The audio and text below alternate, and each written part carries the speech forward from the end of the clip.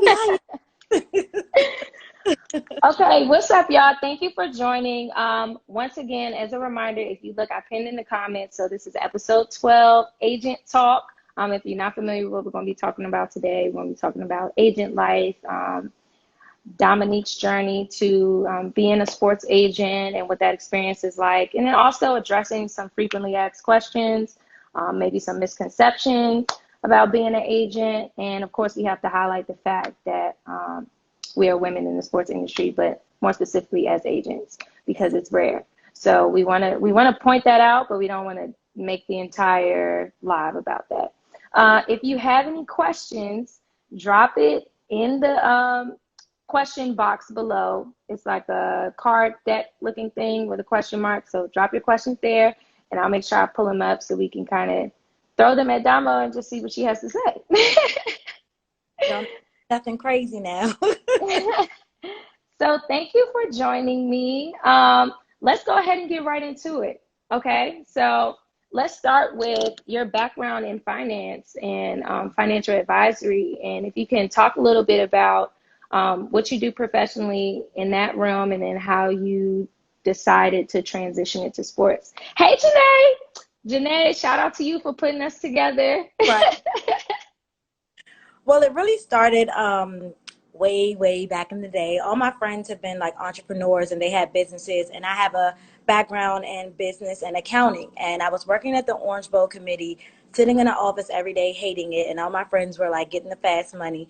So I'm like, how can I like bridge the gap? And, you know, the hustler, the entrepreneur that I am, how can I use that to create a business? And one of my friends at the time came to me and she was like, well, you know, they have this company out there where you can do what you're doing now as far as helping people fix their credit, but they kind of streamline the process for you. And, you know, they have a lot of exposure and it'll be a faster way for you to get clients and build your business. So I kind of started there with that company and further branched off. But as I continued to work, I was like, I want to become a sports agent. That has always been my end goal. So how can I really bring the two together? And so I transferred my financial coaching business into working strictly with athletes. And from Okay. so from there, you know, a lot of people don't realize that athletes are everyday people just like you and they have the same problems we have. They have credit problems, probably even more, because they're coming from college and then they just get this large lump sum of money, or, you know, they're trying to manage the money, but they still don't have the resources to understand how it all works because nobody has ever taught them. So that's kind of what my company, Stapleton Success, does. Over the past couple of years, work with many athletes, many entrepreneurs, many millennials, helping them reach their goals of home ownership and, you know, getting that 700 plus credit score, getting that first credit card, cleaning up things that their parents may have put on their credit report, different things like that. Mm-hmm. Very fulfilling and empowering. And right now we're trying to transition into really getting into the school system because they don't teach financial literacy and financial education to us as students. So I feel like the more that we get taught and have that exposure at a younger age, middle school and high school, it's an easier transition into being collegiate athletes and, you know, being adults at the end of the day if you have that foundation. So that's basically my background. Okay, no, that's awesome. I actually studied accounting as well at A&T, so I completely understand where you're coming from. Um, More athletes do need that background and that insight on spending, and what makes that so important when they transition from, well, basically having no money, right, or a limited amount of funds as a college athlete to making millions of dollars overnight. Yep. So talk to me about the NBA. So what was that experience like, taking that journey? How was the test?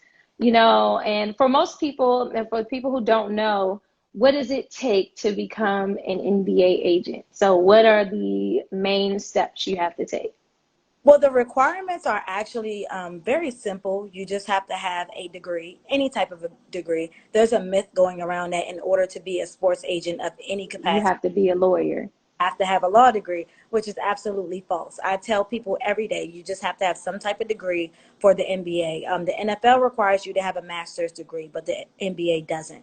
Hmm. Just have to have a clean background. They are very strict on that. They do a background check. My background check took about 3 months, and I know that I'm squeaky clean. So if you've ever had any little thing, it might be a little hard for you, but they want to also make sure that you have negotiation skills. They want to make sure that if you have worked in the sports industry, sports and entertainment, which was surprising because they asked if you had businesses previously that dealt with sports and entertainers. They want to make sure that all of those businesses, that you never got disbarred from anything. And then, of course, it's the fee. You pay about $1,200 for the fee, and then you take Mhm. the test. Now, I took the test in January in New York City. We did it at New York Law School. It was a great experience. I think that I'm a really great test taker. Going back to high school, going back to college, when I went to college overseas, we had one test a year that dictated if you passed or you failed. So naturally, Mhm. I'm a really good test taker, but the test was actually pretty hard. You have to study the CBA, which is the collective bargaining agreement. You have to study the agent player agent regulations, and then you have to understand how the numbers work. So the CBA is about 1,000 plus pages. The agent reg Yeah, it's a pretty thick document for those it, who don't know. The it collective bargaining agreement is huge. and it's full of legal jargon. If you're not a lawyer, it does become a bit much at the beginning. A lot of people reach out to me right now and ask me about tips, and I tell them read through the entire thing, and you won't understand any of it right now. But by the time you get to the middle of the document, everything will start to coincide and it'll start to make a little bit of sense. So Hmm. I would study. I started studying in about August, and then I took like a break because I'm a last minute person. I feel better under pressure. It makes Hmm. me work harder. So I took a break from studying. And then in November, I went straight back to it. And I studied about an hour to 2 hours a day. And then the test came, and I felt really comfortable when I got in there. All of my strategies that I employed, they let you, it's an open book test. So you're able to bring Okay. there. A lot of people brought the whole CBA and like Oh, wow. that were this big. And then when you realize that there's only 50 questions, it's multiple choice, you have 3 hours, you can't really read through that entire document. So the way Right. I studied, I highlighted, I had sticky notes sticking out of important things. I use different websites that mention the same things over and over, and I realized that the things that they mentioned over and over might be the things that are very important on the test, and I was actually right. So the test was very easy for me, but I did see people that were in there sweating bullets and They confused, weren't prepared. Right. But okay, frustrated. you covered all your bases, And right? like I said, coming from a school where you had to pass one test to determine your grade, I kind of had to Mhm. come up with a strategy, and I used that same strategy to pass the test. Okay.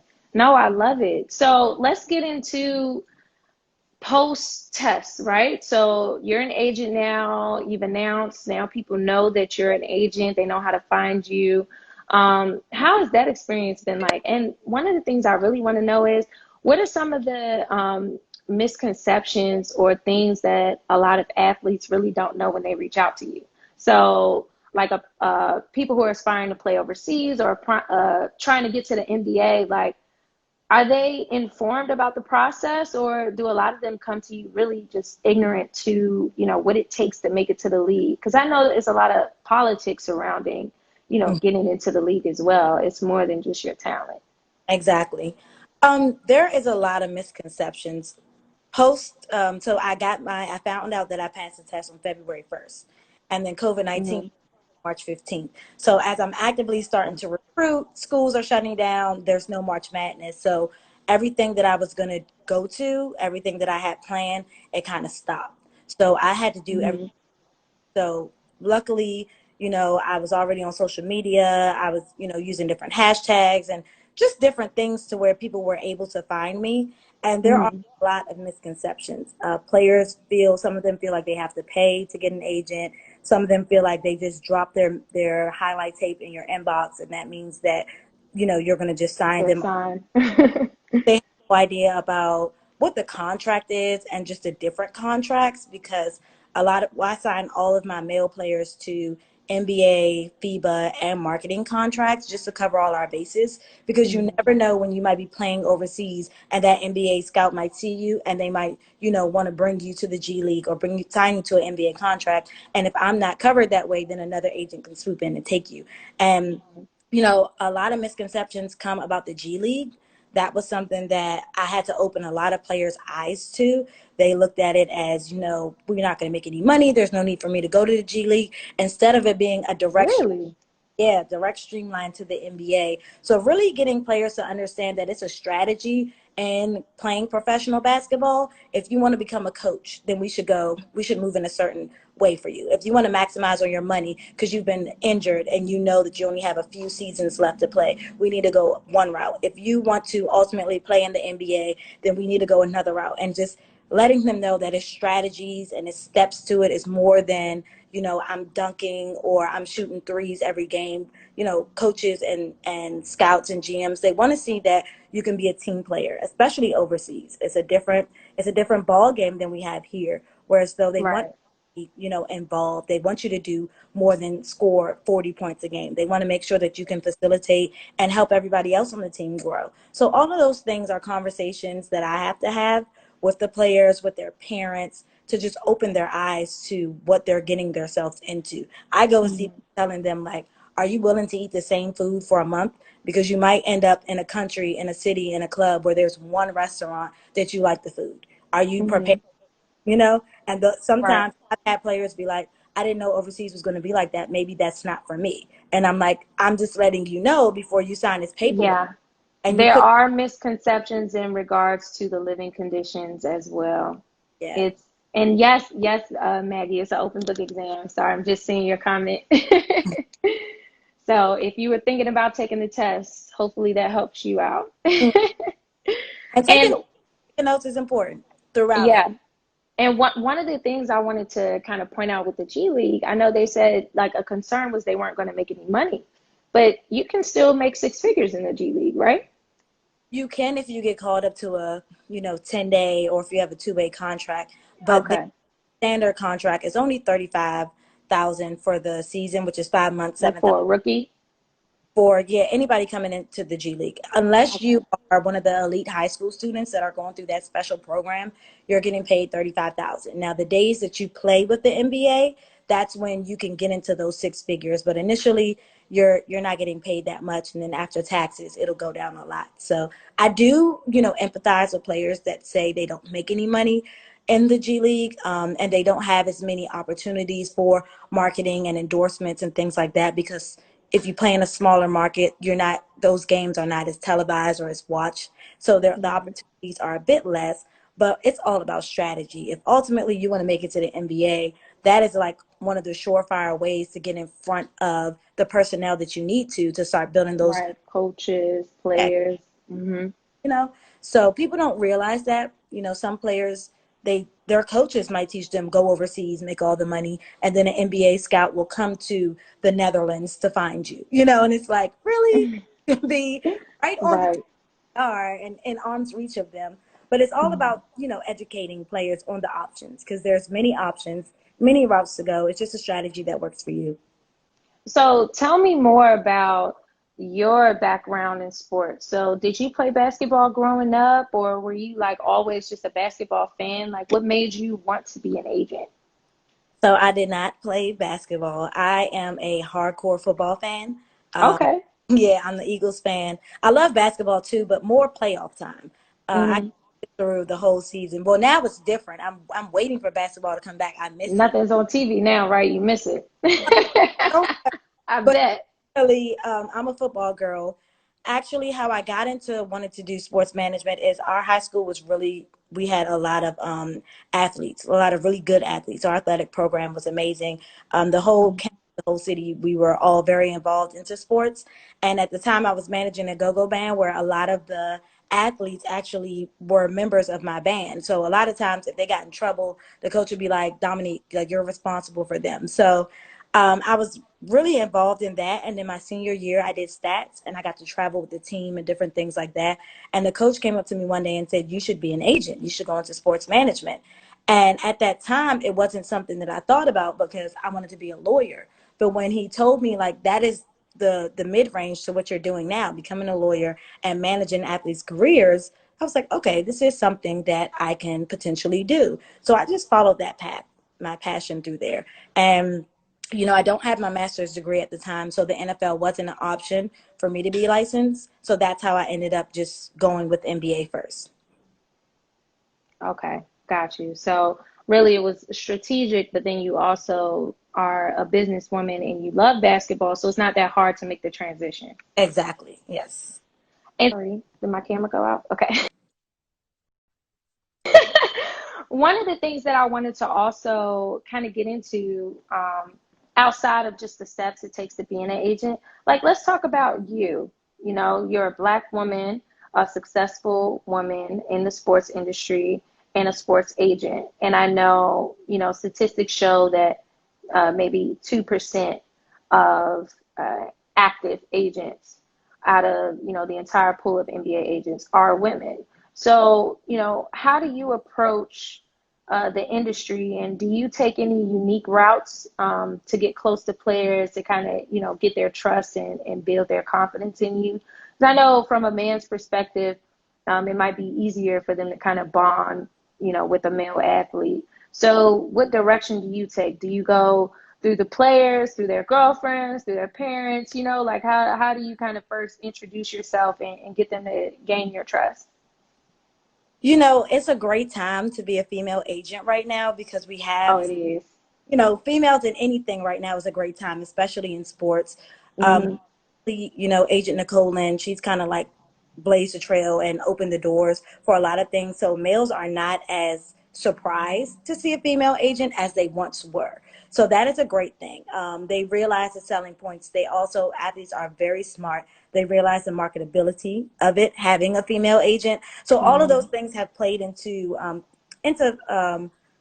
really helping me in the process. Now, this year, because of COVID and everything shutting down, I did not have that much time between me being licensed and actually going after athletes. They Mm-hmm. all actually came Your to. recruiting time frame It from. was very short. It was very short. The one player that I actively recruited, it was through somebody that I knew, and I talked to their parents, and we started the process that way. But once COVID shut down, it was kind of like for me, I'm all about results. I want to make sure that any athlete that I sign, I can do what I say I'm going to do. So in that time, I had to restructure, and it took me a few weeks. And the industry is so fast. You can not talk to a player for one day, and they can sign to a new agency. And that's just how fast and how gritty the game is. So all the players that I have right now, I have 6 players, and honestly, it was like they all came to me. They reached out to me, and then we kind of went through the interview process. A lot of them had other agents that were courting them as well, but something brought them to me. I believe the universe brings people together the way they need to be,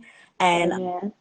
that was definitely something that happened to me. So we had a stringent interview process, whereas though we would have the first interview, I would, see what their goals are, see what they ultimately want to do during basketball and after basketball, tell them about my background. I'm totally transparent about, me being a new agent, not having my license for long, my agency being small and things like that. So they understand what they're getting into and understand I'm big on financial literacy. I'm big on building business. And, if that's something that you want to do with your career, basketball wise and professionally, then let's do it. But if that's not, then I'm not the agent for you. So we did 2 interviews. I spoke to a lot of their parents. And honestly, a lot of athletes are very close to their mothers. So if they can see a relation, any female agent out there or future agent, if they can see their mom or their sister or, that strong female in you that they see in their mom, then it's so much easier. And if the mom is on your side, then it's so much easier too. So my players, I had FaceTime calls with them and their moms, or conversations with them and their mom and their dad, and I had to wow the mom. And after that, they check out my Instagram. They make sure that Your social media. So, and the thing is, you're so right. And I want to add to that because I literally just wrapped an interview today. And one of the statements that my future client made was, I want to work with somebody that looks like me. hmm I feel like I can trust you. And, that's so big in the world of sports, especially as agents, because it is a shark tank. yes. Um, this is certain people's, this is how they live. This is their livelihood and how they fund and pay their bills. So there's a certain level of greed that comes with that, though. beyond the point of just being safe and being comfortable financially. And Hmm. so you just don't want to get caught up in that mix. So it is really good to see that you're really building genuine relationships, and then also that they can make that mother connection, because it's like they can trust you not to screw them over. I know a Exactly. lot of players, whether it be overseas or in the league, have had bad experiences with agents where they Yes. might just get ghosted, or, they never really get any feedback. And so they're discouraged and now they're ready to give up. But how do you go about marketing? And you know what? Before I go to the next segment, you got two rapid fire questions, so I want to throw them at you. You ready? Yep, I'm ready. Okay. So the first question, and I'm gonna read it for you too. Dominique, because time is a finite resource, how do you prioritize the management of your players? Oh, that's a great question. I know that's my boy. He asks good questions. That's a really good question. Well, I've had a lot of time with COVID-19, and it's actually for me, it's been such a blessing because I've had a chance to talk to the players a lot more than I probably would have traditionally because we would have been traveling and going to camps and different things like that.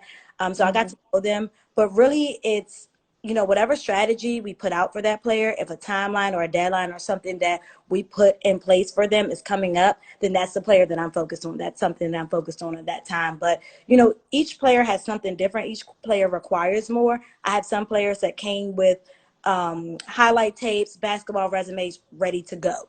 They were pitchable day one. Then I have some players that came with, they came from a smaller school. They didn't get that much footage, and we have to do a little bit more work. I have some players that, people ask me for speakers for their events and things like that. I have players that are ready to speak at any time, like shirt ready, Dominique, give me the schedule, I got it. And then I have other players where we have to talk about it a little bit more. I have some players that ask more questions. So it's really like figuring out what that player requires and making sure Mhm.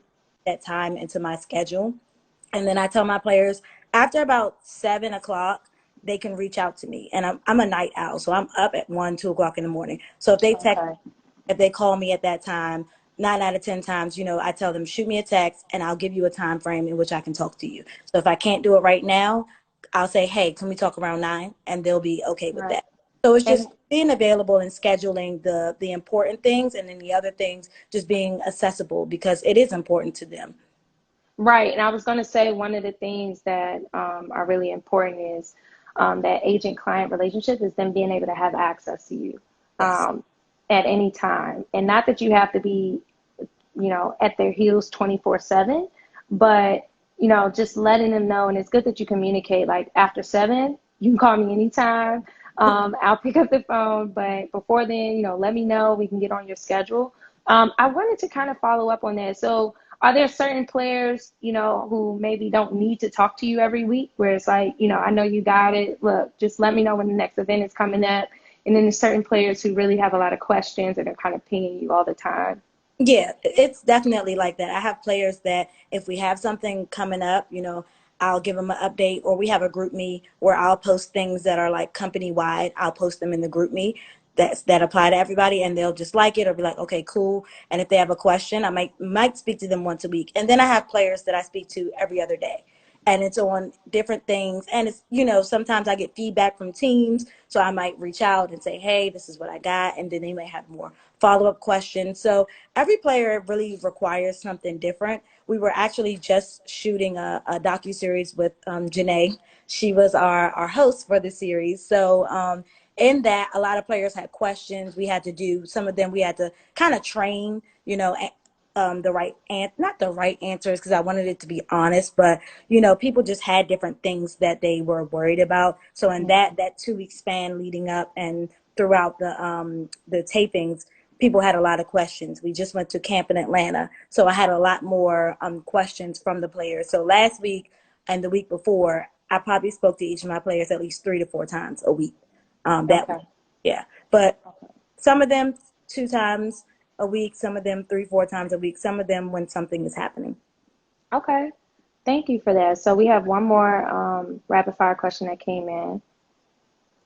What would you say is the most challenging part of being a female sports agent? So I know we touched on it a little bit that a very small percentage in the industry is female, especially in the NBA. But what would you say is a challenge for you as a female agent? I was raised not to even look at it like that. I Hmm. say my challenge as an agent, as a new agent, period. You know what I mean? Right, an agent in general. Okay. Because when I start to think about me being a female, I'll overthink it. Like going to camp, what do I wear? Who do I talk to? Can I, Right. And then you're worried about the perception behind being a female agent. And then you're in a male dominated sport as well. yeah, So, mhm. mind trick yourself to worry about things that don't even matter. Like, I probably spent time thinking about outfits and then I get to the gym and everybody just has on whatever they want. And so it's I'm things a like sweatpants and t-shirt type of person. So dressed up. It was like, do I wear heels? Do I put on sneakers? to the gym, I'm gonna look like a hooper when I walk in the gym, but I can understand like, wanting to make sure you look presentable. And That to kind of expand on that a little bit, because I know you don't really look at it like I'm a female sports agent. To kind of expand that question a little bit, um, do you ever get the misconception of, the personal aspect of being a female? Like, are you concerned about your athletes or players hitting on you? mm, Not to be inappropriate, but you know what I'm saying? Like, is that something that comes up or that gets discussed? Are you addressed with those type of concerns at all? honestly, I think because of my interview process and the way that I come about things, I have not had to experience that, thank goodness. Um, I'm sure that it will come about, not from the player side, but maybe in other aspects when speaking to other personnel with teams and things like that. I think that that probably will be an issue that comes up, but I'm a firm believer in what you put out in the beginning is what you will get back. So, if you come into it with like, you can't even that's not the energy that I'm carrying, then it will Right. be one or two people to try you. But I've been in the gym with men since Thursday and not one time. It was total respect. It was firm handshakes, eye contact. Hey, I'm here for this, which is one of the Professionalism. I try to dress up instead of, coming in casual jeans and a t-shirt. Because that's what I had. I had jeans and a t-shirt one day. And I was like, well, you know what, Dominique? You already look young. I was asked maybe twice, am I here supporting my sister or my Oh, okay. The baby face is a thing. yeah, Okay. Hmm. people, they don't. And then when I'm saying I'm an agent, then it's like, okay, but then you're dressed up. So, from that aspect of it, yes. And then I do get called sir a lot in emails and things like that because of the fact that I think, traditionally it has been men and Dominique is a unisex name. So if you don't see a picture or you haven't heard of me, you just automatically respond. And, people culturally from other countries, when they're speaking to me, it's straight sir. And then Yeah. sometimes I guess that's a challenge for me because it's like, when do you check the situation and say like, no, I'm a man? Or when do you say, okay, when I speak to them on the phone, they'll realize, it's like, what battles do you fight when it comes to those things? And maybe that might be a challenge as a female that, I've subconsciously had to go through. But mentally, I don't even think about those things. But now that we're talking about it, it's like, okay, yeah, that might be something that Hmm. affects, Right.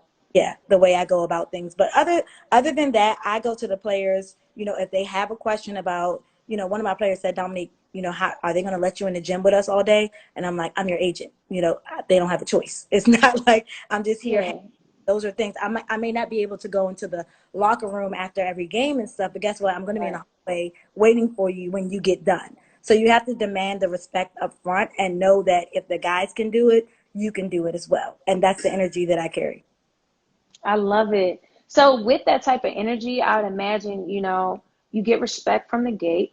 You have a thorough interview process, and you're very knowledgeable to only be a few months into your agent, profession. You're very knowledgeable about what it takes. And, for example, like with the G League, there's a lot of players who really are misinformed about the G League and just the league in general and what it takes for you to get there. So we really appreciate and thank you for your question, Maggie. We really appreciate um, you coming with the same wherewithal and the understanding of I'm not only representing these players, but I'm a representation of the NBPA. And more so, what I wanted to also touch on is, do you ever feel, the not a burden, but the role of kind of being that face for female agents, especially in this area, you know what I mean, locally?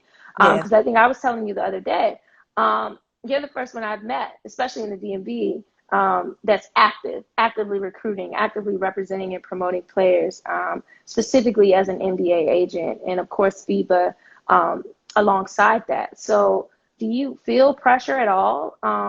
And I think it's an honor personally, but I'm not going to put words in your mouth. But how do you feel about, kind of being that person that represents what it means to be an agent? Because everybody makes mistakes, but I think you still have a huge platform when it comes to this, because a lot of people are still misinformed about being a female agent. A lot of females are still skeptical Mm-hmm. about taking that path, even though they really want to. So, what would be your rules to the game for an aspiring agent, or a young student that's looking to break into the industry? Like, how would you approach her, with advice? What I tell, I've actually spoke to a lot of young women that are, taking the test or about to graduate college and thinking about what role to play in the sports industry.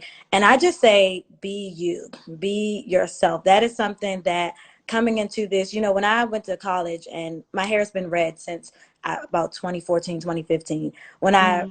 originally dyed it red, my teacher, business development teacher, life skills, I can't remember what exactly the course was called, but he was like, you're not going to get a job in anybody's building like that. Thank goodness your dreads are small, so they'll think it's braids. But the fact that they're red, you're not going to get a job. And I was like, okay. And it was a sports conference at the University of Miami. And I was like, hey, teacher, I need a pardon for these days because I want to go down there and do it. And he's like, are you dyeing your hair black? And I was like, no. And he was like, well, make sure you wear a blue or a gray suit because Oh, you're not. wow. Yeah, he was like, you're not going to get any jobs. And he was real. He was raw. And I appreciated everything he told me, but I'm like, I'm not going to be boxed in. I have to be true to who I am. And I went to Miami and I wore a cream suit the first day. And I ended up all over their social media because of that. That's how I got the Because you job. actually stood out. I stood out. I asked Mm-hmm. questions. I sat in the front row. I actually got to speak with Dwayne Wade's, at the time she was his manager. Now she's Zion's agent, Lisa Joseph. Me Mm-hmm. and her sat right next to each other because she was a panelist at the time. And I got to ask her questions and vibe with her. So it's just about being yourself, being transparent, and not trying to be anybody else, not trying to be one of the guys because you aren't. Not trying to go to a player's house and say you want to play 2K with them if that's not you. Like, if you don't play video games, don't make that your avenue to get in. Right. Use what you have and what you are. If you have a law degree and you're a lawyer, use that to your advantage. If you were in the marketing field and you have crazy marketing skills, use that to your advantage because there's a player out there for you. Every player is looking for something different.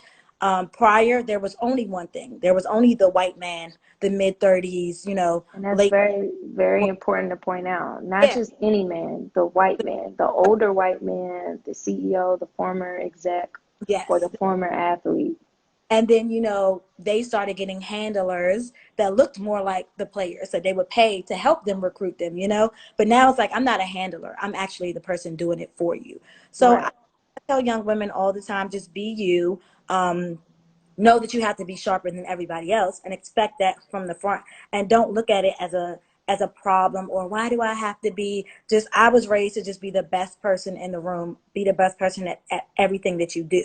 So it's like whether I'm a female, whether I'm the only black person, whether, these things are things that other people look at. When I walk into a room, I'm ultimately going to be the best at everything that I do. So I just tell people, carry that same energy. Like you got to go into it knowing that you're supposed to be here and there will be obstacles, but it's all a learning lesson. If somebody tells you no, then you just put it in the back of your mind. I have to change this for the next generation, the next girl, the next woman, the next black agent, the next agent, young Absolutely. agent. I have to find a way to come up with a solution so that they don't have to go through this feeling that I went through.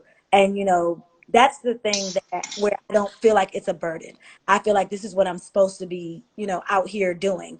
And I just do it every day. Sometimes I sit back, like today we just got back from Atlanta. I sat back and I was like, wow.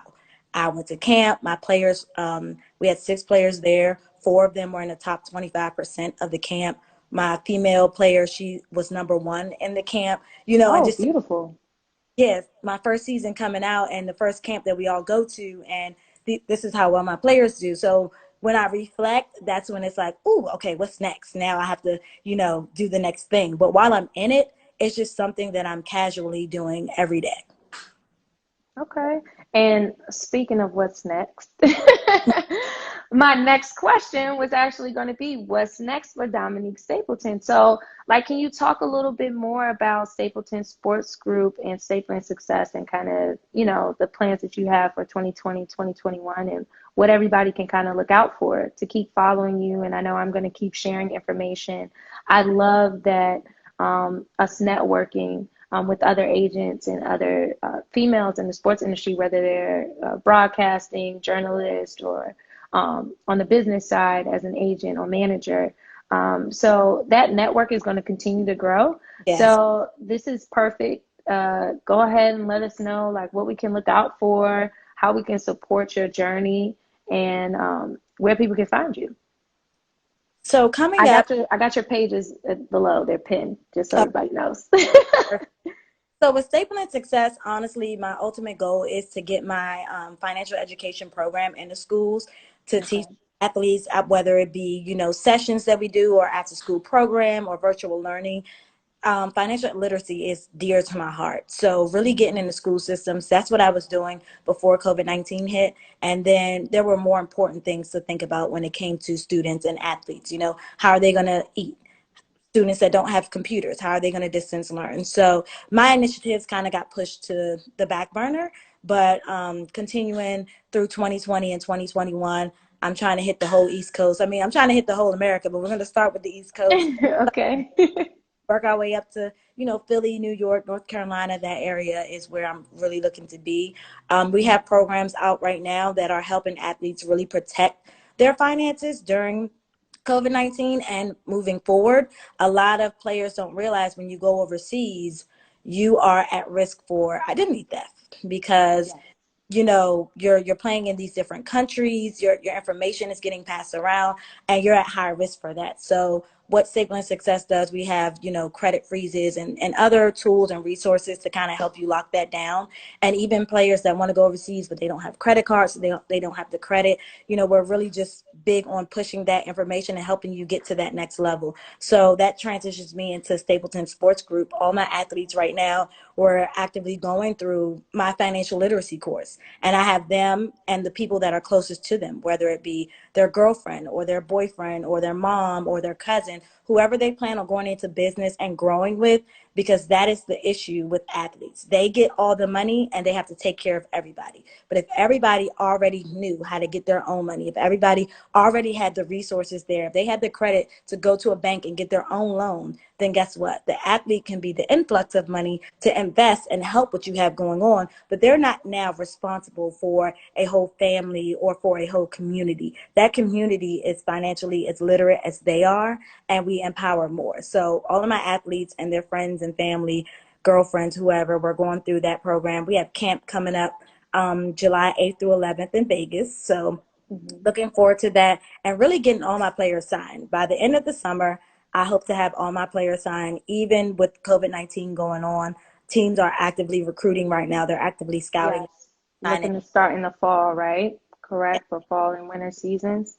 for Mhm. September, October, November time. So by the end of August, first week in September, I want all my players to be signed and just to continue that journey. Next year, the agency, we're looking for more agents right now. I have about 40 emails, 40 highlight tapes in my inbox right now of players that want representation. And I can't Mhm. all because of how in depth and how much I want to, build on the other side of what athletes have going on. Right. Take 50 players. I can't take 20 players. Right. I'm looking to fill those positions as far as other agents um, that are coming up, marketing. interns. I just did interviews for interns today. And then moving forward, we're really looking to cultivate relationship with those high school kids that don't want to go to college, that want to go into the G League, want to play Mhm. overseas professionally, and get them the tools that they need mentally, financially, and physically to make that transition a lot smoother than it has been in the past. So that's the path that we're going for in the 2021 recruiting season. No, I love it. And actually, we got a couple minutes, so before the Yeah. questions, if anybody has any questions they want to ask Dominique, there is the card deck stack. I keep describing it weird, but at the bottom of your screen to the right, you see the question mark. You know what I'm talking about. If y'all have a question for Dominique, go ahead and throw it in there. I'm going to try to get to it. We got about 10 minutes left. So I wanted to throw that reminder out there. And let's talk about your high school students and prospects. But before that, let's get into grassroots. So how is that relationship with you? I know from experience that everything kind of starts at grassroots, especially within the last 10 years, right? And when we talk about recruiting, a lot of agents, because they don't look like you or because, they are not cultured in the African American community, they start at that level to cultivate relationships, whether it's through indirect sponsorships or speaking with coaches and kind of getting the coach's ear and really trying to get players that way. So, how do you approach the grassroots scene and recruiting high school athletes without crossing the line? So that's something that we're going into next year. So I haven't actively done it. Okay. So let's talk in like January, and then I can have Okay. answer for you. Previously, February, March, I was going to all the high school games. I grew up in Charles County, so that's where I've Okay. reached out to a lot of the athletic directors and things like that. Like with trying to get my financial education program into the schools. Ultimately, that will get me So those. it kind of networked itself with And your three different platforms. I love it. exactly. So, that was my thing. If I can get athletes to trust me with their money, then it'll be easy for them to trust me with their career. And then from doing that, I realized it's so much deeper than just trusting me with their money. It's like, no, we have a gap. We have a problem. We have a generation of athletes that are going bankrupt and don't know how to manage their money. So that's where that came from. But ultimately, um, the parents is really Hey, Sid. the parents is what is my entry point, Okay. honestly. I've been places where I've sat at the bar and a parent will just start talking about their kid, and I'm just like, oh, okay, where do they go? And we'll start that conversation, and through them seeing my passion, what my platforms are, parents make the decision for the child. Now, if you have kids Mhm. that their parents aren't involved, that's a different story. But Right. from my experience right now, the parents and the coaches are really big. Kids at the age of 17, 18, 19, 20, they have no idea what they really want. They're becoming more educated on it, but they literally will see this person is signed to this person on Instagram. They just see dollar signs and it's the perception of it. Right. I know it's a lot that goes on behind the scenes. So honestly, you want the parents to be involved. You want them to kind of be there as guidelines, especially if you're managing players that aren't local to you. Right. They really do need somebody to hold them accountable, especially at such a young age. So I think that's awesome. So I Yeah. got a few more questions for you. So I know we talked about the challenges and the path that you took to get to your role as an NBA agent, a FIBA agent.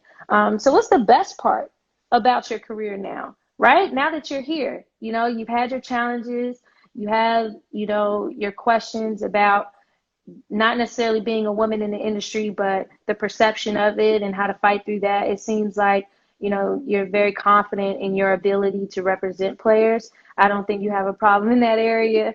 So, now that you've kind of gotten through, the biggest obstacles, right? There's only more to come. Hmm. But I kind of want to just highlight the best parts about it for right now, right? Because you're in the up right now. So, let's keep that energy going. Like, what do you really, really enjoy about being an agent if you were trying to convince somebody to get into it? Um, just watching the players at camp this weekend. You know, you watch your player hit a 3 point, or they dunk, or they end the game. Like we had one of our players, one of my male players, he finished top 5 in the camp. But there was one game where he shot three-point shots within like a 2 minute span, and then you heard guys on the other team yelling, "Stop leaving him open!" And I'm over there, like those are the moments that I live for, and just really seeing them grow, because from the time that I met some of these players until now, the mindset shift, the questions that they ask, the things that they're ready for, the business models that they've come up with since talking to me, or that they already had, but they didn't know how to really start to formulate those plans. All of those Right. things are super exciting for me. Like, I don't have any kids, so I feel like having, You just get to watch people grow and become their best selves right in front of you. and right in front of my eyes. So, I've been doing that my whole life with my friends. My little sister, watching her, she's an amazing, she's my partner in everything that I do. But watching her really flourish, and the things that, I've helped her with or coached her with, and now she's coaching me. She's the one, where I'm down there. One of my players missed his flight, and the flights to go back to where he was were like $700, and I'm just Oh sitting. man. And my sister was the one like, okay, calm down, regroup, let's do this. So, having that happen and watching that transition in my players is definitely beautiful. Another great part is just saying that I'm a sports agent, being able to Just just say taking pride in that role. all the time. I'm so excited. I get to tell people that I have a friend that's an NBA agent, and my parents are the same way. So just knowing that I'm making other people proud, and that I'm inspiring them, and doing things like this, doing these interviews, and seeing the conversations, meeting new people at a different scale. Because before it was like I'm the boring finance person, and so nobody. Oh, then you threw basketball into it, and now everybody want to talk to you. That was a different conversation. Now the energy has shifted to like, oh, well, she's lit. Let's see what she has going on. But Sports has a way of connecting so many people, and you know what? It's amazing. And one of the hashtags that UC Sid put in the comments, Black Women in Sports, it's a yes. movement. So we have to stay connected. I think transparency is key. I know the industry as a whole, it has a stigma for, agents really being exclusive in their own right, or, greedy with information. But I mean, we only can lift each other up. Yes. So we got a sports agent in the chat, a soccer agent in the chat, a basketball agent in the chat, NBA, WNBA, FIBA, all Black Oh, women. Okay, we got Sid in here as well with her sports agency and marketing agency. So, you're supported, you're surrounded by all of us. So let's continue to network, let's continue to be great. I got to throw another rapid fire question at you. right. And 3, 2, 1. How do you market yourself as an agent of choice to potential clients? So give like 3 bullet points. So like, what would be your elevator speech if you see a client you really want? Wow. I know The number one thing, Maggie's hitting you. big, I'm big on managing off the field things, because basketball is one portion. It's a vehicle. What are you going to do after basketball? Because a lot of players, that's when they lose themselves after the game. Big on financial literacy, and my firm is very small, so I'm only taking on a few clients at a time. So I'm basically your personal agent, versus you go to a bigger agency and there might be 20 other people, and you don't know anybody else in the agency. You'll know everybody in my agency, from the marketing person to the intern to me. You'll have Right. that. And those are all things that, honestly, one of my players told me. Like, I had another guy coming at me very strong, but the fact that you said you're going to keep your agency small, and that I'll be a priority to you, and the fact that you remember and know the things that relate to me. So So, yeah. It I was love to see hard it. at the beginning, because I had so many things about financial education, and not necessarily from the sports agent world, because of course with COVID-19 I couldn't get out there and do the Instagram things or the social media things that people want to see that qualify you. Now we're in a world of, if they don't see it, they don't believe it. You could be an agent for years, Yeah, but you don't post a it picture. really does.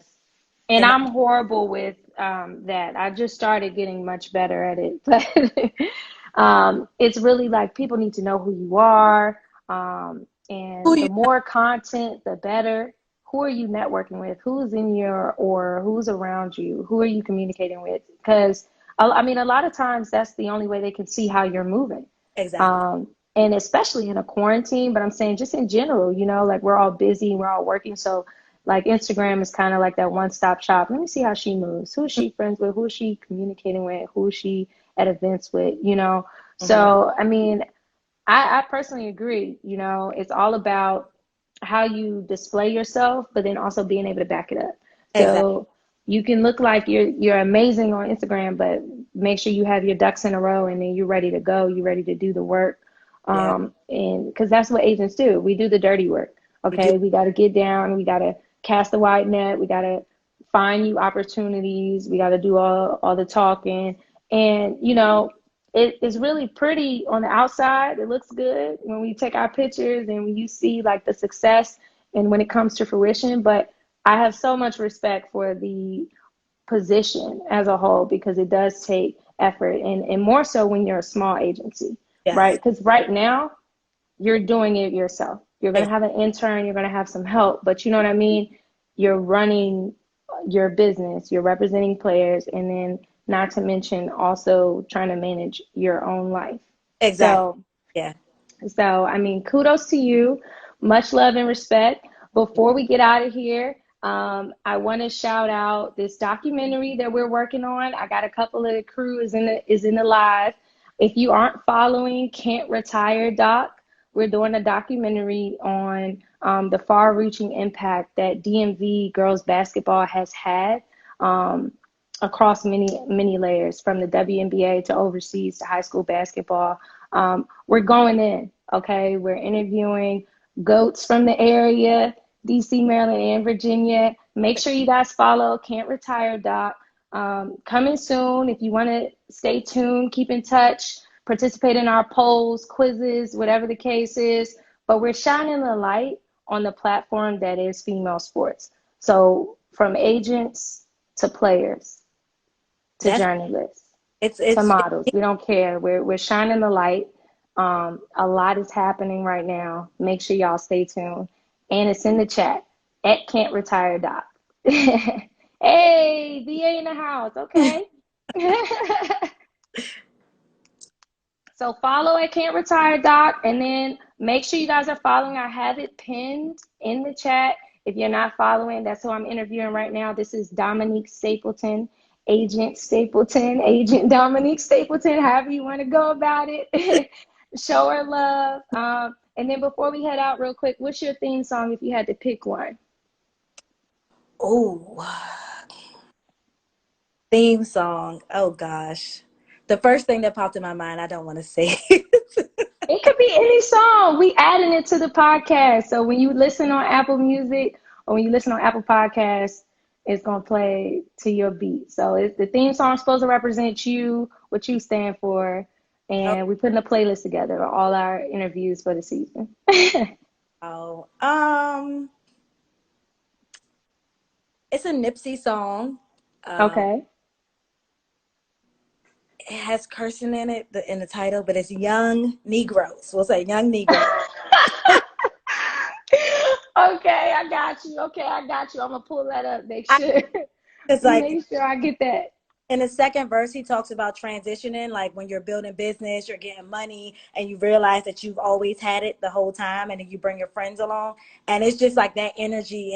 And Diddy's on the song; he produced it, and he's like ad libbing. So when Diddy gets to ad libbing, how that goes. So it's just the whole energy of the song. When I listen to it, I just feel so inspired. I feel like I can do anything, and the journey that I'm on, I'm set for it. And of course, because of the fact of the marathon and what Nipsey stood for, all of his music is like super motivational and inspiring. And anytime I'm having that moment, I listen to that song and I'm like, okay. My first thing I was gonna say was a Gotti song, but when you said put it on the Apple Music, I'm like, oh, that's not the one. No, we go with it. Everybody said it's their anthem. Look, you got some people in here that's rocking with you. Yeah. So we're going to add to it. Thank you for joining me. They about to time us out on the live. So I appreciate y'all.